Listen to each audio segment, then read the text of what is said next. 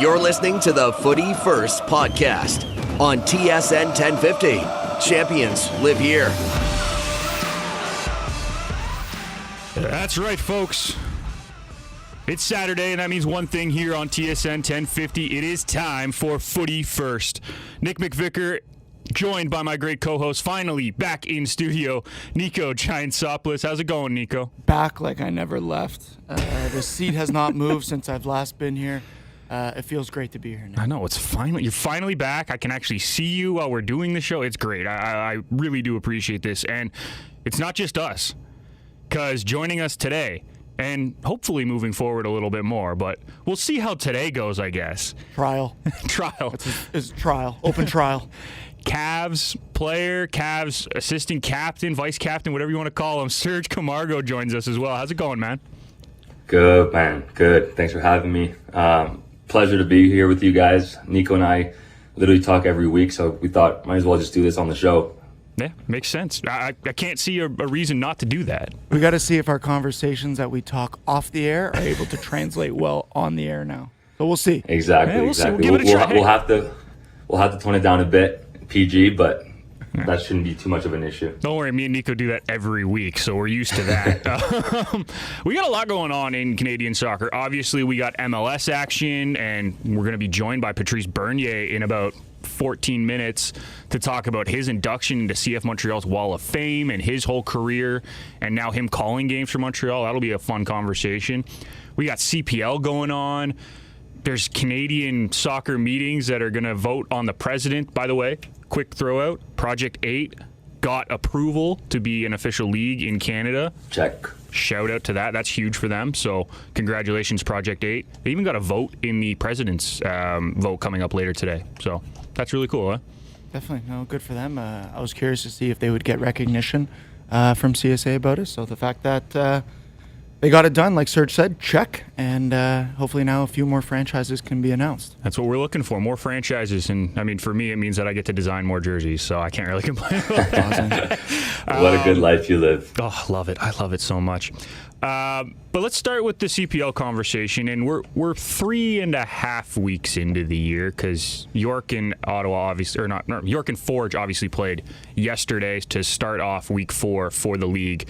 And I think as much as I want to get into the games and what actually happened, the bigger conversation that we need to have is I've been seeing so many injuries this year. And we're only 3 weeks into the year, and it seems like you can name key players on every single squad almost that have already missed time. We can start with, Niko, we might as well start with your team. Almost your entire back line was out for last night's game. You lose Mo Babuli in warm-ups. This is like going through the squad is not good, having this many injuries. No, and to be honest, I don't really know what the reason is. We had this trouble last year as well. Yeah. But it seems like it's always an issue for most CPL clubs every single season. I don't know what the solution is, but it's definitely becoming an issue, becoming a problem, and it's affecting the product on the pitch, and that's the most disappointing part. Yeah. It's tough. And Serge, I know you can speak to Cavs. Obviously, you guys came in with a few injuries going into the season and have already dealt with a couple more. Like, is there something that you see that maybe we're missing? Like Niko as a keeper, me as a fan, as a player that in the league? Yeah, to be fair, I think for this year, Cavs actually came in healthier than most years in the past, besides myself. And then in that first week where I don't want to say we were forced. It just happened to be that we had 3 games in our first week after 6 months off, and that doesn't help the case. And then Shamit Shom and Cal Montgomery pick up injuries, and now we're missing them for a couple weeks. Again, it's tough because you can make the argument that it's turf or it's travel, but then Cavs and Halifax always have injuries, and we play on grass, so maybe that's not the full reason why people are getting injured. And it's funny that we bring up this injury topic right now. Galo Sandoval from Vancouver FC actually had an interview last week with a Latin podcast, and he was saying that under these conditions, and by these conditions he means more than just field conditions, he means salary and everything, but specifically he mentioned turf, Yeah. And he said it's going to be tough for us to get this high quality talent from, let's say, Mexico, because that's where he knows more players from, until we change these conditions. So he was saying how he has to work extra hard, and he knew he was going to have to work extra hard to maintain his body off the field with all his equipment in terms of foam rolling, massage guns, all that, while he's here. But he knew he had to make that sacrifice when he was coming to CPL. It's an interesting point, and I mean, as a fan, we always hear about the turf monster and all these guys getting hurt because of turf, ACLs, MCLs, whatever, and we see it a lot in the women's game as well around the world. We've seen so many ACL injuries over the past few seasons, most of them because they're consistently playing on turf. But there's so much more to it in the CPL with the fact that it is a colder climate. It is a odd schedule. Obviously, it's opposite the rest of the world for the most part because we're on the North American schedule. How much do you think that affects people, Niko? I think it affects them a little bit, but I think Sergio kind of touched on it there, is the salaries as well and just the overall budget that we are working on. It's much lower. I mean, we have a very compact schedule, and then if you don't have every resource possible, now I'm talking about nutrition, gym work, staff, medical teams, everything. If you don't have the best of the ability, it's going to be very difficult to stay in peak physical shape throughout the year. And no matter what we're doing as players, we're always kind of going to be playing catch up. So it's difficult. I think something that the CPL needs to, first of all, they need to recognize that all these injuries are becoming an issue. Yeah. And with that, do you look into maybe expanding the roster size? Is that a viable option? Because right now, 23 men roster is a bit difficult. You get 3 or 4 injuries to key players, you're struggling to put on real professional players on the pitch. And then we're looking at, okay, we're going to pull in these developmental guys, which is great for their development. But at the same time, it's also not fair to these kids. What if they get thrown into these games that are difficult and they're just not ready to play at the level, and then they might get discouraged, or even worse, they might get hurt. Yeah. So if we could just have a 25, 26-man roster of full-time professional players, and it's not held by they have to be this age or whatever. They're just professional players because we believe and the club believes that they're at the level. They're on the roster. Maybe it helps with player turnover. Maybe you get a bit more rotation in the squad, so you take off the workload and the load on these players, and then less injuries. But Niko, if we do that, then we simultaneously have to increase the budget, because either we don't increase the budget, but we increase the team size, and our talent pool just gets watered down even more than it already is. We don't have enough money to bring in these star players. If we increase the team roster and not increase the budget, then we're going to have even less money for these star players. So there's give and take there, because I mean, teams like Forge have done a great job in keeping their star players healthy, and for that reason they've been very, very successful, especially at the end of the season. Yeah. And I mean, if that's the issue, why don't we look at what the affiliation with League One, what that can provide for the CPL? Like, obviously, this year they announced that every club is going to have an affiliate club at one of the League One levels. Well, if you can use that as a true reserve squad, right? And I know maybe that wouldn't be fair to the other clubs in League One, but like, hear me out on this before we jump on that point. What if you can just call anybody up from that squad? They're not technically part of your roster, but how much more comfortable would a team be calling up a guy who's 25, 26, 27, has a ton of experience, maybe previously played in the CPL, for a match like yesterday for York, for instance, right? Like, you guys were down 5 or 6 players that you couldn't play, probably had a bench of only 4 or 5 realistically that could get into a match. How much more confident would you guys be bringing in a 25, 26-year-old who has the experience, who's what it's like, game time, who could potentially just jump in if need be? You would be way more confident than calling in a guy who's 18, 19, 20 without that experience, who hasn't played as much at League One, if any, because this early in the season, a lot of guys probably haven't played. So here's the thing. I 100% agree with you, but it's the age thing that makes it difficult, right? Because the CPL only wants to. I'm saying if we got rid of that. If we got rid of that, it'd be great. So a perfect example is USL and MLS. Yeah, yes, exactly. Yesterday, we found out, 2 days before the game, we found out that both of our center backs are likely not going to be playing in Johnny Grant and Brem Samaro. So then we're like, okay, who are we going to bring in? So now we're looking at our roster. We're looking at Roger Thompson. He's not 100% fit yet, so we're forcing him. We had Niall Higgins, who's a former CPL player, play for us in preseason. We called him up for a game. Funny enough, when we played Forge in preseason, he played a full 90 minutes, and we ended up winning 2-0, and he played great. He actually scored on top of it. Of course. So there's no reason when we had the injury trouble again, center backs, why don't we call up Niall Higgins? It's a conversation that was brought up in the York in the York team. Yeah. The reason why is because he's too old and it doesn't work, and we can't call up a player because then we don't have an opening roster spot and all that. Yeah, because you have to have an open roster spot to call anybody up under 21. Over 21 because you can't sign a developmental contract. So again, then we're forced to either call up a young kid that I don't think is ready to maybe and jump probably at the wouldn't level. play. And then or play a Roger Thompson who's not 100% fit, and that's what we end up doing. Then we do a makeshift center back and Paris G playing center back. Not only did you just have to put Raj in, you had to put a guy who doesn't play center back in Paris there too. Like that's and you're not losing right. an attacking option with Paris. Like Exactly. you guys just get so under the gun right away from kickoff that it really sucks. But it opens up this conversation that a lot of CPL players are talking about. It's like the CPL kind of forgets about guys as soon as they hit 23, 24, 25. If you're not on a roster, they don't really care about you. For Serge, and correct me if I'm wrong, I think those guys should still have just as fair of a chance to break into the CPL just as much as someone that's 18, 19 years old. I don't care how young or how old they are. It's about opportunity. Yep. And if someone is good enough and better than an 18, 19, U21 player, and we feel like we would rather sign that guy, I don't want to hear, but we got this U21 rule and the age restrictions. It's not fair, and it affects the product on the field, and that's the most frustrating part. Yeah. And the CPL needs to recognize that. For sure.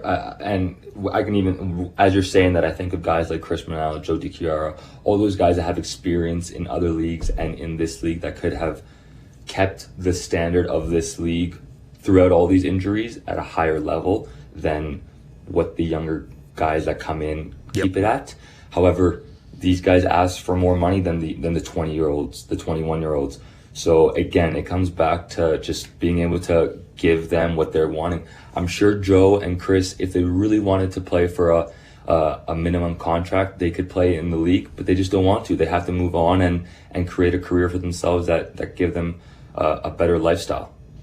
I agree, but when you say, budget and stuff like that, we're trying to add a couple more players. What is it, an extra $100,000 on the salary cap, and that would maybe fix this issue. Yeah. Again, these are conversations that the league, I hope the league is looking into. Maybe not having yet, but at least they're looking at it being a problem, because it is a problem. It's a clear problem. So, all right, we're going to take a break here. On the other side, Patrice Bernier joining the show, the newest member of the CF Montreal Wall of Fame, going up today. We're going to talk to him about that and the club itself. You're listening to Footy First here on TSN 1050.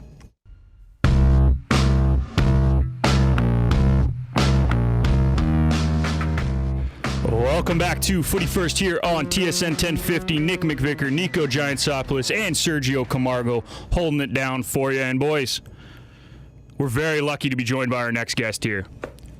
Former, now CF Montreal, but was Impact at the time, former national team player and current Apple TV analyst, Patrice Bernier joins the show. And Patrice, before we bring you in here, I want to say congratulations on the Wall of Fame induction happening later today. Oh, thanks guys. It's going to be a special day. Probably the last time as a player, if you could say officially, and then stamped within the history of the Impact / now CF Montreal.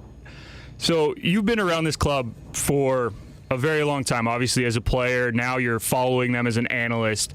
How impressed have you been with how the team has kind of taken shape this year after a rough start? Yeah, it wasn't easy. Everybody had a bit of question marks what's going to happen because they had a record season last year in terms of club standard. New coach, new faces, lost some talent that were sold, meaning that they did have a lot of success. Took some time, but the last 2 weeks, I think you see the players gelling a bit more. There's been a lot of injuries. Players not yet fine-tuned with to execute the ideals of what Losada wanted. But the last 2 games have seen breed of life, and that it's promising. And I will see if tonight they're able to keep on that path, because they played 2 teams that were not doing as well as them. Now they're playing a team that's doing quite well traveling, which is Orlando, which is the best team in the East in terms of winning away from home. What stage is the CF Montreal club at right now? Are they in a rebuilding phase, or are they still trying their best to win? I think now the motto of the club since the new sports director arrived in 2019 has been to try to invest in young players, get players internally throughout the league. Like we had Kamal Miller, Alistair Johnson, now Bryce Duke, and some young players coming from the academy, and perform and be competitive and hopefully make the playoffs. But it's knowing that now they were going to work differently, maybe not spend on the DJ Drogba or Nacho Piattis, and try to develop in this new age, which is younger players. So you could say they're a bit in transition, because not only that they lost prominent talent, but they did lose a coach who was there for 2 years, who had set a very specific identity of way of playing. And now you have a new one who's trying to ingrain his own ideas.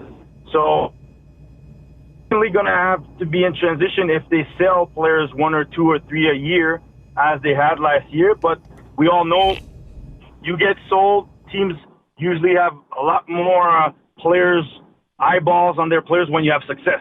So they do have to maintain being playoff team and being one of the prominent teams in this league. You speak about young players there. I mean, right away, names that come to mind are Sean Rea, Jonathan Sirois now in goal, both CPL alumni. And then Chouanier, I feel like, is coming out of his shell a bit more this season. We're seeing what he can do and produce on the field. Kind of speak on those guys and how well you feel like they've adjusted to the MLS level. Yeah, all 3. I was at the academy, so once I retired, I went into coaching, and so I was with the academy for a spell. And I saw these guys, young players. You see the potential, but also as a former pro, I realized that once you get to the pro level, it's another ball game, because you can be good against players your own age or a bit older than you, but now you're playing against men, guys who have a lot of experience. For Jonathan Sirois and Sean Rea, you could see that the fact that they went to CPL helped to forge more experience, getting minutes that they probably wouldn't have had if they would have just stayed with the pro team here in Montreal. And now they're getting in. Jonathan Sirois, you can see the calm, the assurance that he gives, the confidence to the defense and to himself, and to Hernan Losada, who probably didn't know who he was before this season. And Sean Rea is slowly getting out of his shell, having scored against Vaughan in the Canadian Championship. So they're slowly growing. Mathieu Chouanier is another story, because he didn't benefit from going on loan. He was with the first team. He didn't play his 2 first years or 3 first years. And now, since when Wilfried Nancy took over, he had 2 years of playing 1,400, 1,500 minutes. And now you're seeing him coming out of your shell, as you mentioned, and being an important player in the starting 11 and probably the best player so far since the beginning of the season. Yeah, it's been really impressive to watch. In conversation with CF Montreal and former national team player Patrice Bernier. Patrice, you mentioned the coach, and Losada comes in, and it's been a bit of an adjustment period. How impressed have you been with his ability to take this roster, whatever shape it was in, and turn it into now 3 consecutive victories on the run right now? Yeah, look, not easy for the coach and coming in, especially they just had a record year, finished second in the East, coach who was beloved by the people here in Montreal. And you have to be able to, and you have a style that's not necessarily exactly the same. So he had a lot of injuries, a lot of experience, or if you could say players from the past 2 years who were used to a certain style. So you're trying to implement your ideas with players who have been breeded with an identity that they attach themselves to. So it was difficult. And then you're not winning. 5 losses on the road. That's very difficult. And you're probably in the hot seat right away after a few weeks on the job. But he stayed true to his ideas. the management went to get out Bryce Duke and Ariel Lassiter because they needed some offensive sparks. And now we're seeing those ideas a bit more. The intentions of play are clearer, and the players seem to have more cohesion and in sync with each other. It's the same lineup being played 2 or 3 games in a row, while with all these injuries to Lassie Laplaine and Samuel Piet, Romel Kyoto, starters were that the coach couldn't really count on at the beginning of the season. So hats off to him, because he had to dodge some bullets, if you could say, in terms of the coach, because the results weren't there at the beginning. And now for him to maintain. But they do have a lot of tough games coming up because they have a full schedule in terms of May. But they're also playing home games, which we all know in MLS is a deal breaker, because you usually win 3 or 4 games on the road, but you win most of your games at home. And now they have a stretch of games here at Giantsopoulos that they have to go and take those points and climb the ladder. Yeah, completely agree, Patrice. And like you said, consistency in lineup is such a big deal, and I think that's a lot. That's what a lot of Montreal struggles have been in the past. And with this young lineup, you hope that they can find a way to be consistent. They just need that one piece of experience to come in. Hopefully, Kyoto comes in soon. I want to transition just quickly. It's a big day today for yourself, being inducted into the Wall of Fame. For myself, I'm getting a puppy, but no bigger than for Canada Soccer. They have a lot of decisions to make today. I'm just wondering how much of an insight do you have, and how much of a I want to say presence do you have in the national team in terms of sending out that letter to Canada Soccer and then to the provincial bodies? Do you have a say in any of that? Have you helped them with your experience to kind of guide them? No, the only person that had contact at the beginning is John Herdman and his staff, because Mauro Biello is from Montreal also, so they came over to Montreal. So I had a few chats when John Herdman was on the job in terms of the men's national team side. So got to chat with him and see how he was, because I've just retired, and he wanted a bit of some insight on, some of the older players, I guess, that I had played with, and also I had a chance to see Alfonso blossom into the player he is. Mm-hmm. But in terms of the national team, the CSA, no, not necessarily. We see that as much as there was a big high in terms of what the women have done, what the men have done recently, the money that's going to be poured in, but we realized that we were in a spat of a scandal, or if you could say, distrust between the men and the women's players with the program, and that's going to have to be regained, and to be able to explore, because we are in a great period for Canada Soccer. The men's team is performing, went to a World Cup, going to the 2026 World Cup, probably going to Copa America. Loads of young talents that are in top clubs. The women's team is going to the World Cup. We have Christine Sinclair, who's considered one of the best in the world, in the history.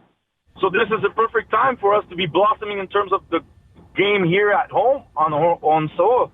So there's a lot of questions that need to be answered, and a direction that needs to be set, because the men's national team and the women's national team are results. But if we want to maintain that, it's what the grassroots will be able to establish for the years. The youth national teams, they're suffering right now because they have no budget. U.S. national team is training a year or two in advance before World Cup qualifiers, while some of these teams, girls or men, are just going to the tournament a few days in advance. So if we want prominent talent for the next decades, we need to invest into the youth department and make sure that they get the international exposure, they get the international experience, and then when they make it to the pros or to the 18, that they're ready and that their talent is on the par as everybody starting at the youth level. So hopefully, now I know Jason DeVos is there in interim for former players, but my door is always open if we need to chat. I love the game, and definitely we want to see Canada grow, and not just in great results, but in all the aspects of the game, from the grassroots to the youth national teams to the men's and the women's national team having success for years to come. If I look at our neighbors, USA, they've been prominent now for the last decade or more. Speaking to Patrice Bernier on TSN 1050. Patrice, we're talking about the Canadian men's national team there, and one of the stars at that World Cup for the national team, or a player that stood out, was Kamal Miller. He was playing with Montreal, and then this trade happens. I'd love to get your opinion on what your thought on the trade was. I'm sure Twitter and a lot of CF Montreal fans were kind of questioning it because he was such a mainstay for CF Montreal. But then you bring in Bryce Duke and Lassiter from Miami. What are your thoughts on the move? Kamal, when he arrived here from the get-go in 2021, he proved that he was a top performer, player that considered one of the better defenders in this league. With his international status, it confirmed it. Now the reality is he came, and everybody knows now these players, when they come to CF Montreal, they understand that they're in a platform and a club that now sells players. So they know if they do well with the CF Montreal, they probably will become the next Georgi Mihailovic, Alistair Johnson, Ismail Kone. And after the World Cup, it's big highs. And when you come back I haven't been to World Cup, but when you come back from big highs as a professional, things change. Your perspective may change. And as you come in, maybe he expected to be sold after the World Cup. That may have played in terms of his, okay, I might not be here right in January. I might be sold. It didn't happen. Why isn't it happening? There's all these questions. And then it plays into also your performances. Because it's also psychologically. And now the club was probably looking to try to sell him, but the performance weren't there. And the biggest assets the CF Montreal had were Romel Kyoto and Kamal Miller. Those are players that anybody talks about in the league, there's going to be interest. So if Montreal wanted to better a portion of their play, which was the offensive part, they maybe needed to sacrifice a good part that they probably thought they would sell. And knowing that they still have Joel Waterman, they have Rudy Camacho, they just invested in George Campbell, they got Corbo. So they felt they probably could make this move, and knowing that it wouldn't hurt the back line. Even though Kamal is a great defender and one of the better ones, they felt he had better needs somewhere else, and they maybe needed to sacrifice Kamal and maybe also allow him to go somewhere else, have a fresher start, and regain the confidence of the performance that will probably allow him to move on to the next level. Because we know Kamal is a great player, international, and he has ambitions to move to the next level also. So maybe going to Miami will help him get to where he wants to go. And for Montreal, they definitely needed some offensive parts, and they needed to sacrifice a pawn, which Kamal Miller was. And that's the name of the business sometimes. You see yourself maybe longer, but bad situations change things quickly. Can Montreal fans expect to see more roster changes, specifically in that June transfer window? I wouldn't expect. I think now a lot of the guys are coming back from injury. So Romel Kyoto is coming back. Samuel Piet is still a few weeks back. Lassi Lappalainen. So Olivier Renard is probably, and the coach are probably saying, look, I didn't even have these guys for several weeks. Now I do. So, and I'm able to have some good results right now. So imagine if these guys are coming back. But I'm pretty sure they'll be looking to, do we need to add in one piece? So it'll be interesting to see what happens in the summer. I don't think there'll be loads of pieces that will be moving unless players like Choinière, Bryce Dukes score and then somebody is really willing to come and take them this summer. But they're going to be looking at where they really need to fine-tune things. And there's players like Romel Kyoto whose contract's ending at the end of the season. Will they re-sign him? And not maybe you want to get a return for your investment before the player runs his contract at the end of this year. Patrice, no question for me. Just wanted to say, just because we're talking about Kamal and you and I have a small connection. I'm also a Syracuse alum, and I remember watching you play in Montreal when I was in Syracuse, especially in that 2016 Eastern Conference against TFC. So just a pleasure to have you on. Pleasure to be able to speak with you, and I was always incredibly impressed by the way you controlled the game when you were at your highest peak of your career. Thanks, appreciate it. Yeah, of course, Syracuse, as you know, the president of CF Montreal is a Syracuse alumni also. We played together, and it was a great school, learned a lot of things, great place, the quad. And our career ended in 2016. Unfortunately, it was a great series versus TFC, but we were on the end that wasn't necessarily the way I wanted to end it. But it was fantastic, and tonight I'll have the chance to be recognized in terms of one of those players who went a little bit further in the history of the club as Impact and now CF Montreal. Patrice, as we wrap this up just quickly, and as you get inducted into the Wall of Fame tonight, favorite memory playing for the club? Favorite memory, 2015 series versus Toronto, scoring that goal. I spent the year on the bench. I was captain, and then we played our first playoffs at home, got the score at home, and then I got to assist Didier Drogba. So I could always say that I passed the ball to one of the legends of the game in the world. Love it. Absolutely love it. Patrice, really appreciate you taking some time this morning.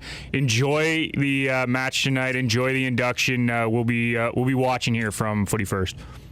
Thanks. Appreciate guys for the time. And anytime we can share some more soccer talk. Absolutely. We're going to take a break here on Footy First. When we come back, wrap up more of the week and get some more soccer talk. You're listening to Footy First here on TSN 1050.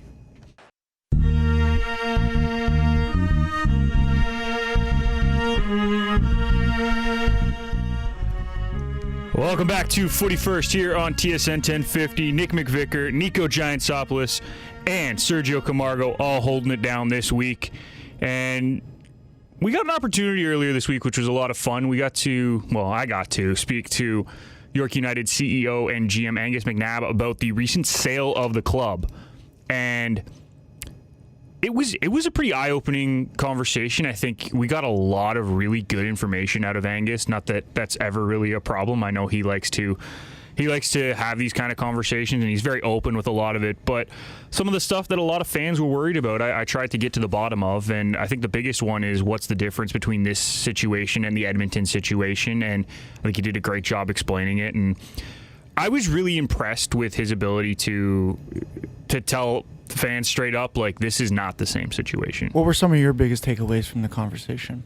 I think the biggest one that I have is that this wasn't they ran out of money and they can't afford to keep the club sale. This was the owners just decided it wasn't something that they needed anymore, right? They wasn't their main business. It wasn't something that they were 100% invested in. And they wanted to make sure that this club that they got off the ground, the Baldessaro family, who they did a great job getting York United off the ground, right?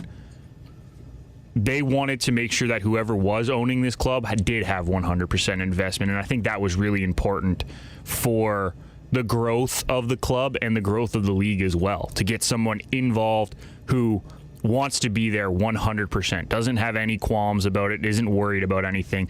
They are invested 100% and have 100% focus on the situation at hand. Serge? Yeah, Nick, I commend you for trying to get as much information out of Angus as possible. I think we were all hoping just for his answers whenever you asked something. I'm like, come on, give us something. But in terms of just what he was saying about the Baldessaro family and it not being their main business, they move dirt. To me, it still sounds like an owner who doesn't see a way to make return on investment, and that way, and for that reason, decided to step away. That's where I find it difficult to say that it's not like Edmonton. I know the stadium and all that stuff is a big factor, and hopefully with this Woodbine location that it could come to fruition sooner rather than later. But Angus said it himself, it will take capital from the new owner to make this successful. And if the Baldessaros weren't willing to do it, how are we going to convince other owners to step in and make that capital investment and convince them that in a couple years, hopefully, again, sooner rather than later, they're going to make return on their investment. And for me, that's where I was left wanting is just that concrete vision on how we're going to convince these people to come in. Concrete, no pun intended there with the Baldessaro family. But that you're exactly right. I mean, I think Angus did mention in the interview, it's like we need new owners now to come in that Yep. have experience in this business, so then maybe they could actually see the value in owning a professional soccer club, because maybe in 3 years you're not going to be making profit, but long term this club is going to be very valuable, and all the CPL clubs are going to be much more valuable than they are. Man, talk to the MLS owners who started the MLS. Are you kidding me? Those guys were losing money hand over fist for the first 10, 15 years almost. And now they're swimming in it. Now they're swimming in it. How about first of all, how about Toronto FC being ranked the 24th most valuable club in the world? Okay, but let's not get off topic here. Yeah, most Let's not get off valuable, most valuable footy York club. is going to be the 25th most valuable club in the world in a couple of years. And the Baldessers are going to regret it. They're going to be punching the air. But you know what? The way he also said that they didn't feel like it was a focus of their investment, I think that also changes, because the FC Edmonton situation, those owners knew what they were investing in, but I don't think they did a great job trying to grow the investment themselves. That wasn't the goal of the Baldesseros. They were putting the money in to own the club, but didn't want to run it. And I think that's where this is a little bit different. From everything that I've read, from everything that I've known, that's what I'm taking away as the major difference. And Niko, I don't know, maybe I'm completely off on that, but that's the way I took it. No, I don't think you're off on that. Again, it's good to commend them for getting it off the ground, Yeah. but they just weren't able to take it to the next level. Yeah. So that's why they sell it back to the CSB, and then hopefully new owners can come and they're able to take it to the next level. It's really interesting to see who these new owners will be. I can't wait to figure that one out. Sergio, Well, any idea or thoughts? Well, first of all, when you heard this news that it got sold back to the league, first initial reaction, what was it? Oh, no. Yeah. Yeah, I think that was everybody, though. and that was the worry, because right away I'm thinking FC Edmonton. Even me, I'm like, okay, do I need to speak to my agent, and do I need to find a new club, because York won't exist at the end? But I've been reassured that isn't going to be the case. Now ask your question. I got a question for both of you guys, and this is me as a outsider, not someone in the business and in the league itself. I looked at this, and when they said sold back to the league as opposed to the league taking over, because I think that's what the wording was when Edmonton was brought back into the league control.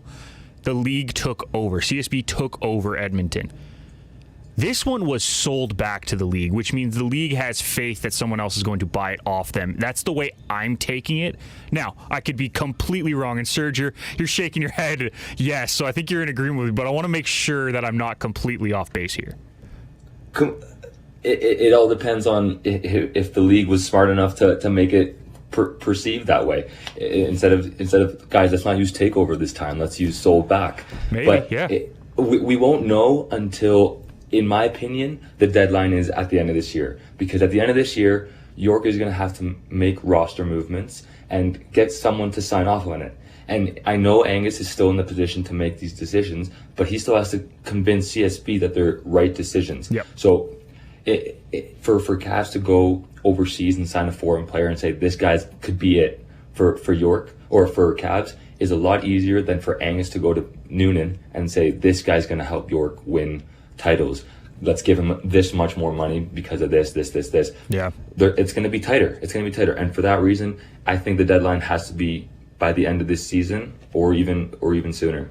Well, it's going to be interesting, because if we don't get more wind as players, from a player perspective, come August, September, if I'm not hearing there's new owners stepping in, for me, I'm starting to worry. It's like, okay, is York going to be around? I want to be hearing around June that, listen, these are the kind of owners that are coming in. So I'm like, okay, I could visualize a future with York United. But right now, with owners unsure, not there, right now we're owned by the CSB, seeing a future with York United is difficult. But I'm told to stay positive, and we got a good chance. But that's fair. For sure. You're allowed to have questions. And we're not going to sit here pretend like we know what Angus and Noonan are talking about. They obviously know more than us.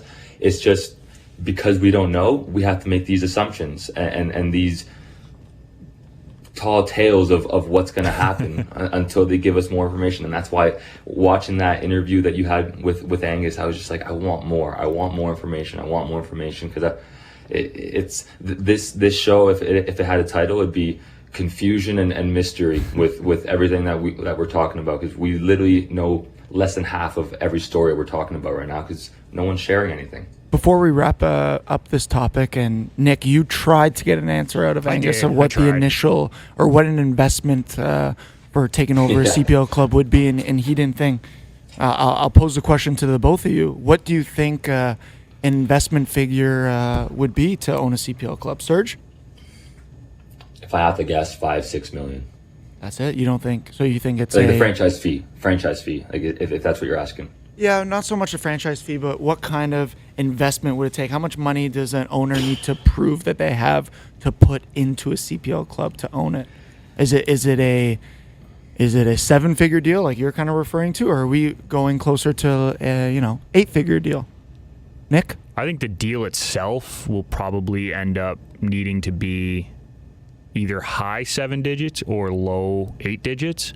And the owners, the investors, are going to have to prove that they have capital in the mid 8 digits. Yeah. That they can invest in the club over X amount of years before they think that they can make profit. That's what I'm thinking. I think it's more of an 8-figure deal investment that we're looking for. I think you're looking in the 10 to 20 at most. Yeah. I don't think you're looking at 50 million off the hop. Because new owners coming in, we don't want to be dealing with the same issue in another 5 years. We want owners to come in and they're here forever in a perfect world. So they got to prove they got the capital for that. Yep, I agree. And it's going to be interesting to find out what we got.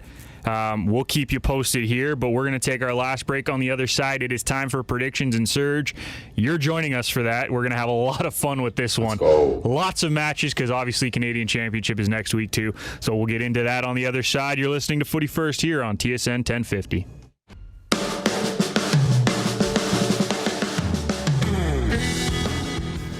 Welcome back to Footy First here on TSN 1050. Nick McVicar, Niko Giantsopoulos, and Sergio Camargo holding it down today. And boys, it is time for our predictions, and what a week of predictions we have.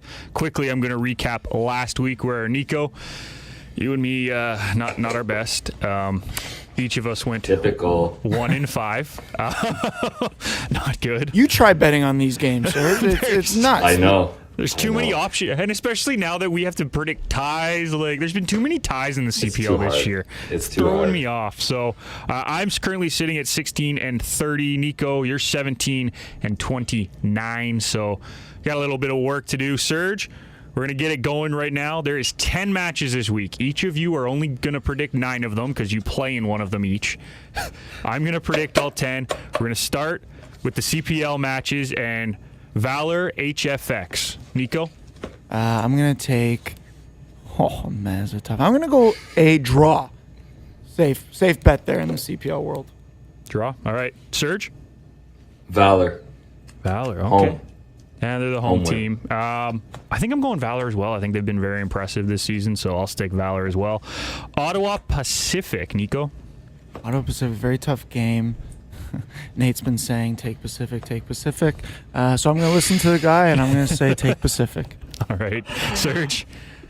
That's not fair, Niko, because you said draw in our little chat, but whatever. I'll let you change your answer for this. At least I win in one of them. Well. So not Ottawa, for sure. Just not Ottawa win. Yeah, Pacific for me. All right. I'm going draw on this one. I think they'll be able to hold it together. Okay, Sergio, you're not betting on the next, or not picking the next one. Betting. You're not picking the next one. Careful. Clarify that. We're not betting on anything. Vancouver FC Cavs, Niko. Cavs have to win this game. Vancouver got the upper hand on us. Not happy about it, but Cavs, just do the business, please. I don't want to hear. And Serge, I hope you come with me another funny story about Vancouver FC. They're an interesting team to play against, but for that reason, I'm going to take Cavs.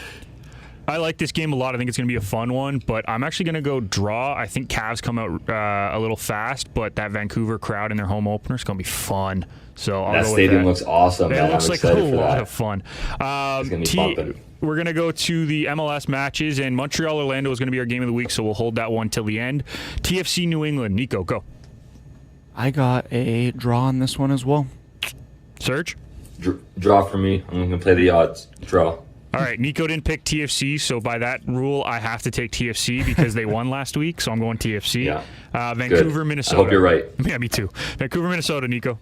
I have Vancouver to win. But I got the under in this one. Yeah. So 1-0 or 2-0. Draw for me. I'm 0-0. I'm going Vancouver as well. They've been playing really well. Can-Champ games, Forge, Ottawa. Who, me? Yep. Forge, Ottawa. I'm going to go with Forge here. They looked good last night, and why would you ever bet against Forge? It's a great question. Exactly. And not bet. Why would you ever predict against Predict Forge? against Forge, yeah. Forge for me as well. They turn it on when it matters, and cup games always matter, so Forge. Yeah, I'm going to call it a clean sweep. Forge for me as well. Toronto, Montreal, the Canadian Classic is what they call it. I don't know why. Niko? Toronto. Toronto? Yep. Is this a 90-minute or a advance? Ooh, we didn't talk about this. I think it should just be advanced, so draw Keep it simple. is not. Yeah. Yeah. Advanced. Better odds for Advance, us? TFC then. TFC. Yeah. I don't know, because Niko predicted TFC, so that makes me think it's going to be Montreal. But You can't bet Montreal right now. No, I think I'm going to go TFC as well. Niko, you're not in this one. York versus the Whitecaps, Serge. Whitecaps. Whitecaps. Yeah, Whitecaps. Why? And York will give them a good game, but I just think, let's say York goes up, they don't have the defensive structure enough to keep Vancouver out for 90 minutes. Yeah, due to the injuries, I'm kind of leaning Whitecaps as well. The York backline a little bit beat up. Pacific Rovers, Niko. We're just going to roll over you guys, Yep, not having any faith in me. I'm just skipping past that goal. Yeah, Pacific You're gonna have to Rovers stand on your head. on my head top. Pacific. Serge? I know you cowards will never pick Rovers, so I'm going Rovers. Just the cup set, and they did it to Vancouver, and now they're going to get it done by Rovers. So I'm going Rovers. Can I say that I actually think this game is going to end in a draw, but I'm going to take Pacific to In win the PKs? draw? In shootouts? Yeah. In shootout. These Rovers have nothing to lose. These guys Exactly. play. That's why I think they're going to play a great 90 Yeah, minutes and, yeah. and push it to the end. But when it comes down to it, I think Pacific will pull it out. And game of the week, you got to give a score really quick. Niko, Montreal, Orlando. I got a 2-0 Orlando win. Okay. Serge? 2-1 Orlando win. I'm going 2-1 Orlando as well. Quickly before we go, guys, I know we're out of time, but Charmaine Crooks has been voted as the president-elect for Soccer Canada. Congratulations. Congratulations, happened. Charmaine. So that will do it for us here on Footy First. Make sure you tune in next week. We'll have Serge back, hopefully again, depending on schedules, I guess. And make sure you follow us on all of our social media accounts. Make sure you subscribe on YouTube as well. We'll be back next week. We'll see you then.